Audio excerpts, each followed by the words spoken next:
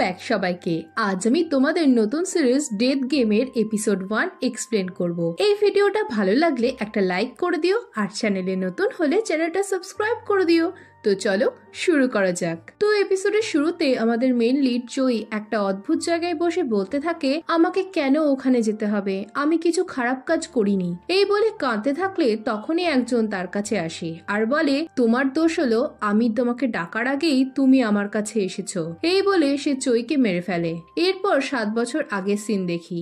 চৈ তার ইন্টারভিউর জন্য যাচ্ছিল, তখনই তাকে তার গার্লফ্রেন্ড যিসু ফোন করে বলে, আমি বিশ্বাসই করতে পারছি না যে তুমি তেকাং কোম্পানির ফাইনাল রাউন্ডের জন্য সিলেক্ট হয়েছো। এতে চৈ জানায় সে একটু নার্ভাস। এতে যিসু তাকে সাহস দেয়। এরপর ফোন কাটার পর চৈ রাস্তা দিয়ে যেতে থাকলে একটা লোক তাকে ধাক্কা মেরে রাস্তা পারাপার হতে যায়, আর তখনই অ্যাক্সিডেন্ট হলে সে উড়ে চৈয়ের কাছে এসে পড়ে। তাকে দেখে চৈ অনেক ভয় পেয়ে যায়। সে লোকটার কাছে গেলে লোকটা তাকে কিছু বলার চেষ্টা করে, কিন্তু সাথে সাথেই সে মারা যায়। আর এই ঘটনাতে চৈ এতটাই ভয় পেয়ে যায় যে সে ইন্টারভিউতে কিছু বলতে পারে না। তখন ব্যাকগ্রাউন্ডে চৈ বলতে থাকে, আমার কাছে সব ছিল, কিন্তু একটা ছোট্ট ঘটনার পর আমার লাইফ একদম বদলে যায়। আমি তখন বুঝতে পারিনি যে আমার পরে 7 বছর জব খুঁজতে খুঁজতে কেটে যাবে। একটা সিকিউর জব না পাওয়ার জন্য আমায় নানা পার্ট টাইম জব করতে হতো। কোভিডে যখন পুরো পৃথিবী বাড়িতে, তখনও আমাকে কাজের খোঁজে বেরোতে হতো।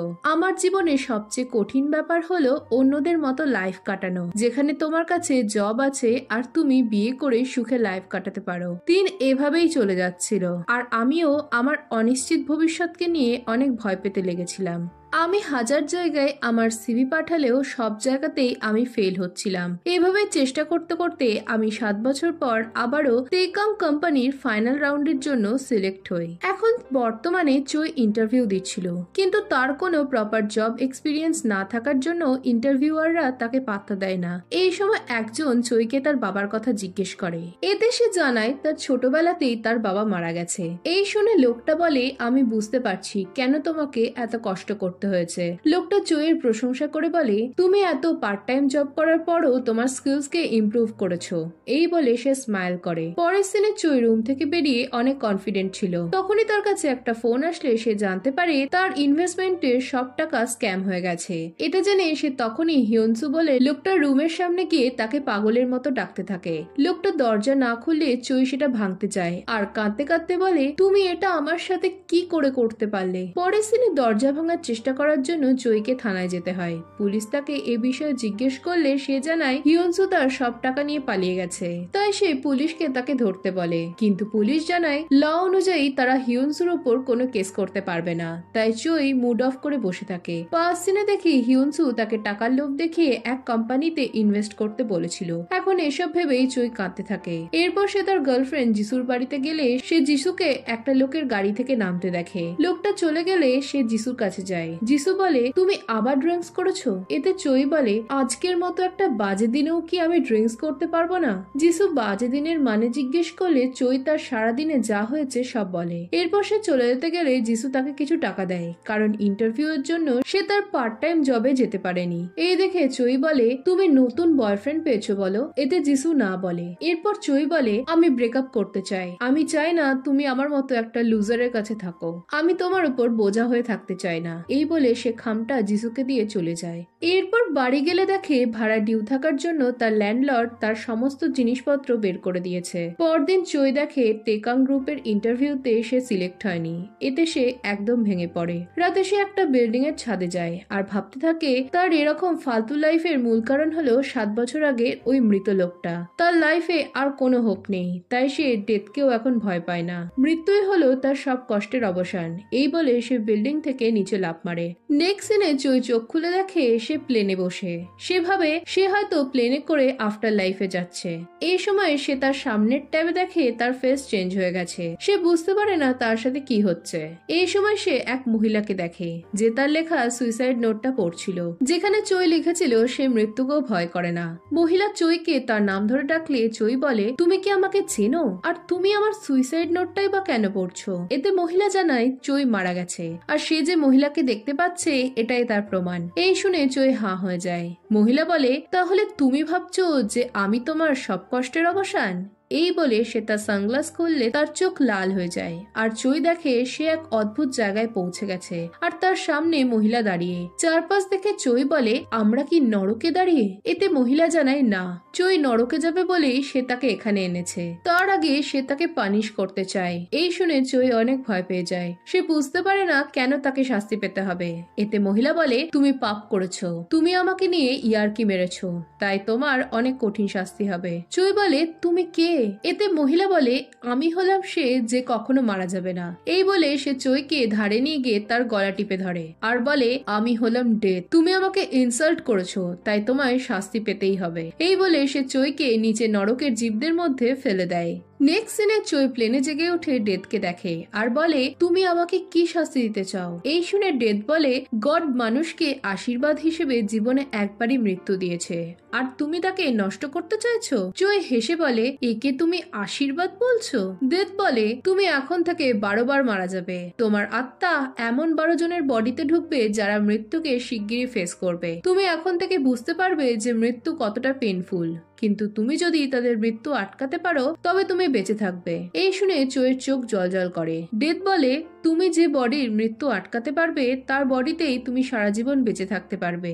এদিকে এসব শুনে চই বিড়বিড় করে, আমি বাঁচতে চাই না, এটা আমার কাছে নরকের মতনই, এজন্যই আমি মরতে চেয়েছিলাম। এই শুনে ডেথ বলে, তোমার কি মনে হয় মরে যাওয়া মানেই কি সব শেষ?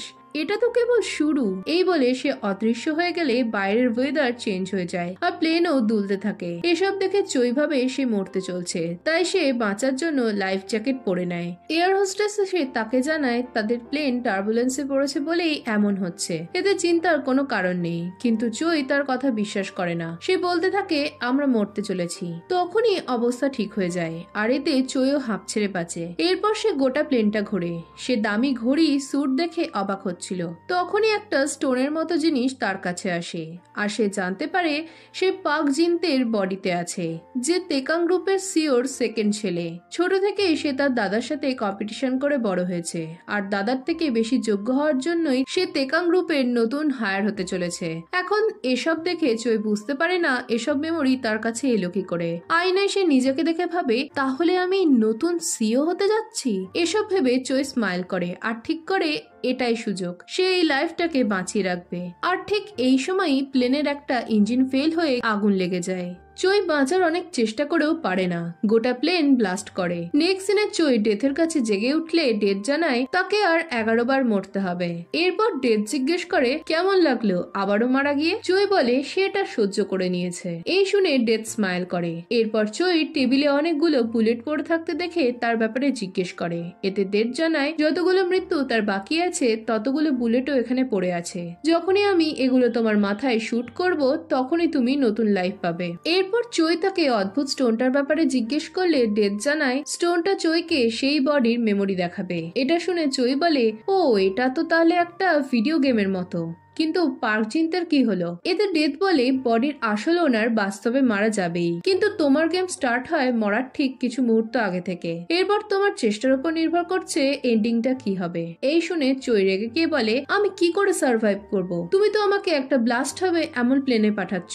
ডেথ বলে, এটা তোমার ব্যাপার। এই শুনে চই বলে, আমি যদি প্রত্যেকবারই সার্ভাইভ না করতে পারি তবে কি হবে? এতে ডেথ জানায় সে নরকে যাবে। নরকের কথা শুনে চই অনেক ভয় পায়। সে বুঝতে পারে না সে এমন কি করেছে যার জন্য তাকে নরকে যেতে হবে। এরপর ডেথ তাকে নরক দর্শন করায়। নরক দেখে চই আবারও ভয় পেয়ে যায় আর কাঁদতে কাঁদতে বলে, আমি কোনো খারাপ কাজ না করার পরেও কেন আমাকে নরকে যেতে হবে? তখন ডেথ বলে, আমি তোমায় ডাকার আগেই তুমি আমার কাছে এসেছো। চই বলে, এসব শাস্তি দিয়ে কি হবে? শেষ অব্দি তো আমাকে নরকেই যেতে হবে। এতে ডেথ জানায় চই যদি কারোর বডিতে একবার সার্ভাইভ করে যায় তবে সে নরকে যাওয়া আটকাতে পারবে। এটা শুনে চইয়ের মনে আশা জাগে আর ভাবে, আমি নরকে যাব না, যে করেই হোক আমায় সার্ভাইভ করতেই হবে। এরপর ডেথ বলে, এটা তোমার কাছে কোনো বোনাস রাউন্ড না, এটা তোমার শাস্তি, যেটা তোমায় বোঝাবে যে মৃত্যু কতটা ভয়ঙ্কর হতে পারে। তাই তুমি তোমার সেকেন্ড রাউন্ডের জন্য তৈরি হও। এই বলে সে চইকে গুলি করে আর সাথে সাথেই সে অন্য এক লোকের বডিতে জেগে ওঠে, যে আকাশ থেকে বিনা প্যারাশুটে পড়ছিল।